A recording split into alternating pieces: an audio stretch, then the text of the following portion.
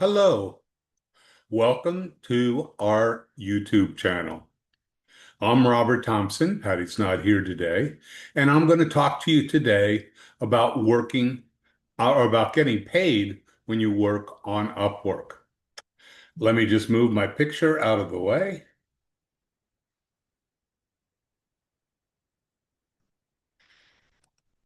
and we'll go to the first slide here. Okay, getting paid on Upwork. One of the big things about Upwork and any of the freelancing platforms is that they ensure that you're going to get paid. They collect money from the client and they put it in escrow so that when you're done your job, the client can't just disappear and not pay you for your work. They also hide your account information from the client. So you get paid through them, and the client never gets that personal information.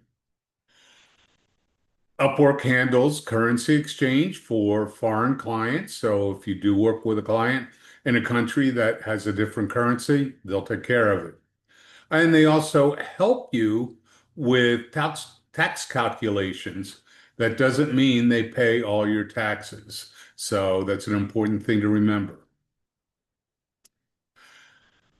When you're first starting on Upwork, you need to get your account set up for payment. When you do that, Upwork will verify your identity. They ask for an address, and they generally want a physical address because that's how they determine where you pay taxes. They will then ask you for an ID that matches your address. So that way they can ensure that they're paying the right person. They'll ask for tax information. In the US, that would be your social security number. In other countries, it can be a national ID. Um, we'll talk a little bit more about what they do with that tax information, but again, that doesn't mean they pay the taxes. You determine how you're going to get paid. There's basically two major choices. One is direct deposit into a bank account, and the other is using a third-party payment service like PayPal or Payoneer. You can also do wire transfers through third-party um, services to other countries. Um, all of these services may have fees, but if you're in another country, a lot of times it's the best way to get paid. Upwork has two basic payment models. The one is hourly contracts, and these are based on the time you actually spend working, and this is paid weekly. There's also fixed price contracts, and this is based on what you bid, and you get paid when you complete a milestone. So completing the milestone is the key piece, and the amount is based on the bid. There are a couple of other nuances, project catalog projects and consultation projects generally are done as fixed price contracts, and so they're just special types of fixed price contracts. So I mentioned that hourly contracts use a weekly billing cycle. All hours are entered by Sunday, and then they're included in the payment for that week. Funds are usually available on the following Wednesday. Now, if you enter your time manually, and I'll talk about the different types of time entry, but remember, if you enter it manually, this usually needs to be approved by Upwork and the client, and that can delay your payments. Now, there are some types of contracts that include faster payments, but they're generally with agencies, so that's a special case. Your time tracking, Upwork provides a desktop app for time tracking.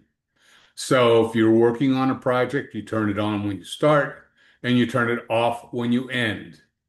And then it calculates the amount of time you spent. Now, one important thing here is it takes pictures of your screen every once in a while to show that you're working on the project. So if you suddenly start watching videos of cats, that may get caught in the picture. So you want to make sure you're concentrating on the project while it's on and you turn it off as soon as you're done. And by far, this is Upwork's preferred way of entering your time. But things happen, and they allow you to enter time manually in what's called a work diary. And it's really useful if you forgot to turn on the app and just realized that you worked for 4 hours without the time tracker on. Upwork will want a description of the work you did during that time, and you need to remember that that may delay your payments. So use the desktop app. It may be a little bit of a pain, but it makes the payments much easier. Fixed price contracts, I mentioned you get paid for completing a milestones. And just to review, milestones are the way you break up the work into multiple deliverables. So if you do a fixed price contract, you have at least one milestone. I've had people say, well, I did a fixed price contract and I didn't do all that milestone stuff. Well, then you had a single milestone. You get paid for the step when it's completed.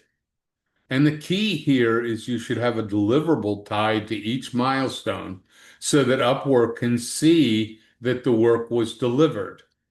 In case there's any problems, that will help them resolve the issues. So you submit your deliverable through Upwork messages when it's complete, and then you close out the milestone. And the client can then give you a rating and decide what to do next. Now, how does Upwork actually protect you? Um, Hourly payment protection. One of the big things here is that you should do is make sure that the payment is verified before you start.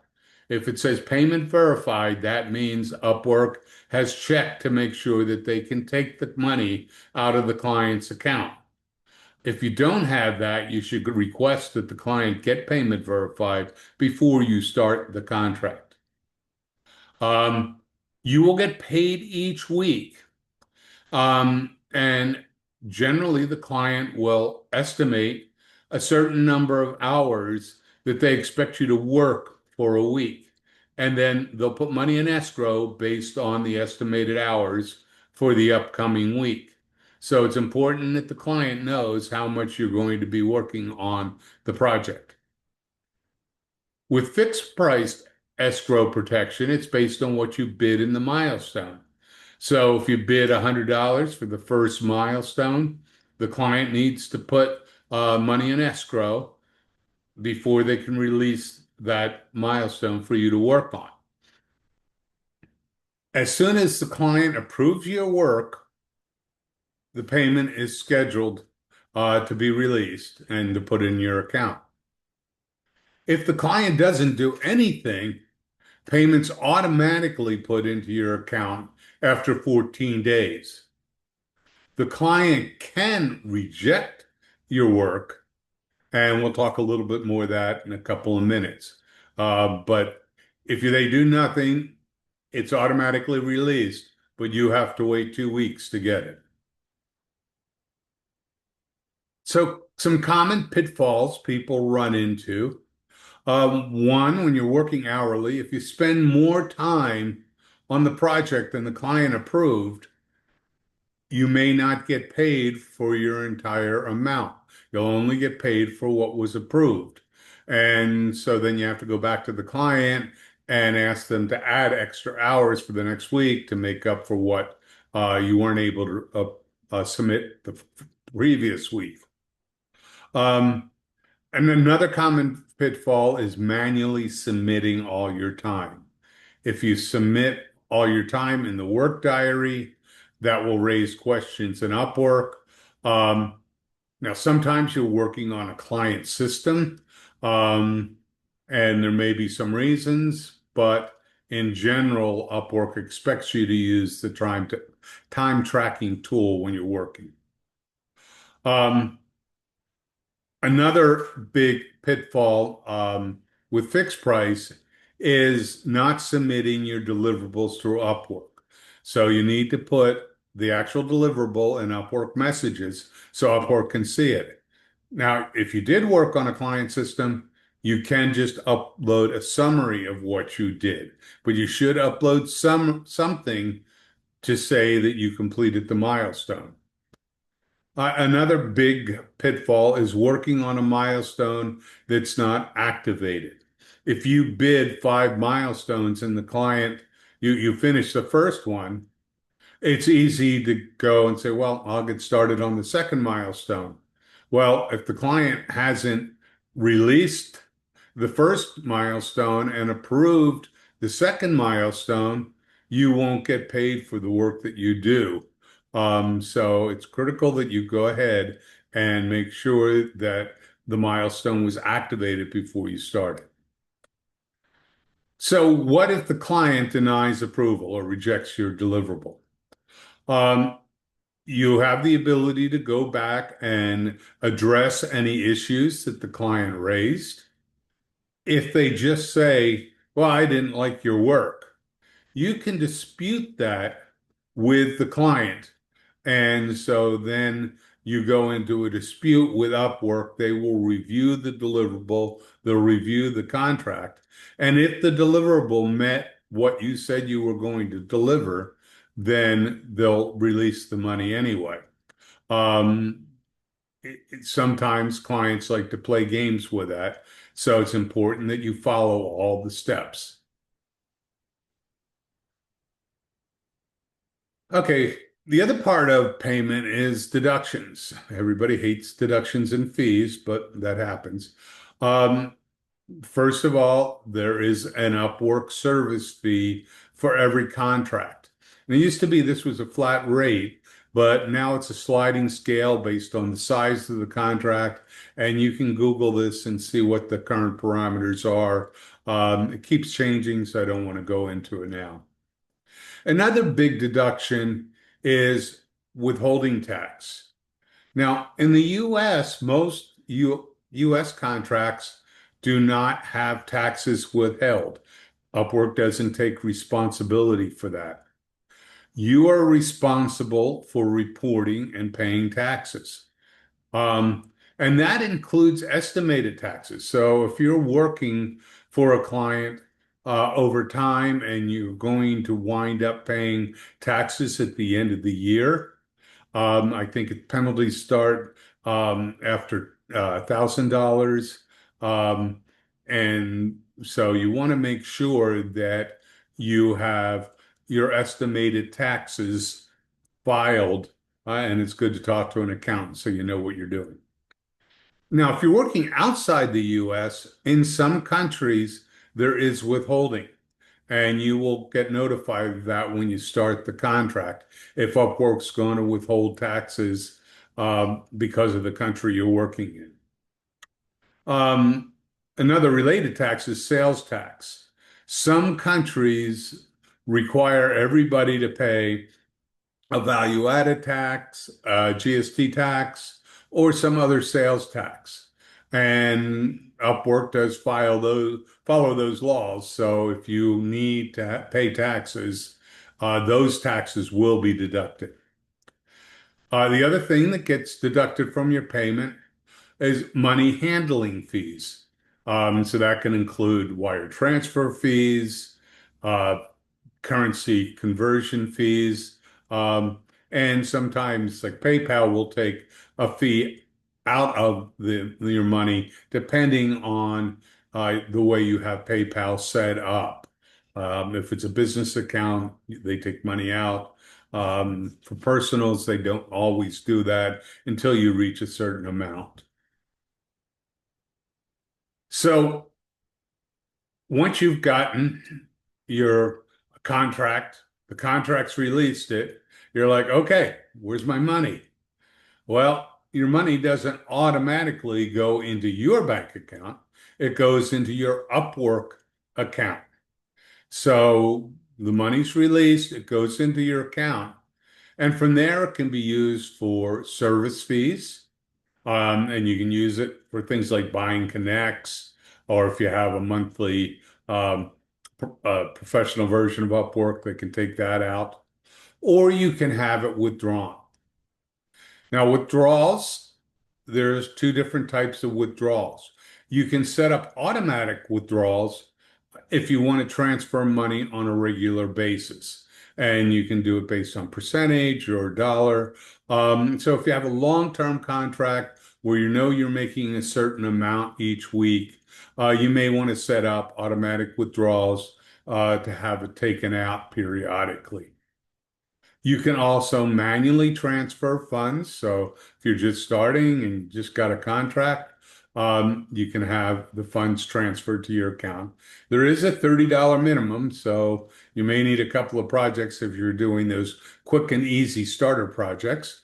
Um, and then once you request that withdrawal, the bank transfer can take up to 5 days. Generally, third-party withdrawals, um, like PayPal, are withdrawn immediately, and so you have them available. So, what's the best method for you? Um, it really depends on where you're working, what you're doing. Um, so, fund transfers, direct deposit is a great option. Um, it's free, and so that's generally the most cost effective. Third-party payments are great if you're going to a foreign bank account or you're doing something else with the money. Just know that some of those transfers include fees. And also remember, if you're working in a foreign country or you're living in a foreign country, you need to pay for currency conversion. So Upwork will do the currency conversion, and you can look up the exchange rate online, but that exchange rate always has a little bit taken off to cover the cost of the currency conversion. So always consider that when you're determining what method to choose. And you can change the method over time. So some tips to get started. Make sure you set up your bank information before you start working online. You don't want to get your contract and then not be able to get your money out. Um, when you're working on projects, make sure you have a clear contract with a well-defined scope, especially if you're doing fixed price. You want to make sure that you understand the deliverables and what's involved. You want to communicate with your clients about billing, especially if you're doing something like putting stuff in manually on an hourly contract, or if you need a milestone released. Communicate with them so that you're in sync on you get paid right away. Um, Make sure you keep your records and your communication on Upwork so Upwork can help you if there's any problems. They can't help you if they can't see it. So some final thoughts. Understand the impact of the model that you're bidding on, plan ahead, and avoid the common pitfalls we mentioned. If you want an action item today, go and check that your banking information is up to date. So check us out in our next video. As always, we'd like you to like, share, or subscribe on the YouTube channel. And if you need coaching, just contact us. Otherwise, have a great week.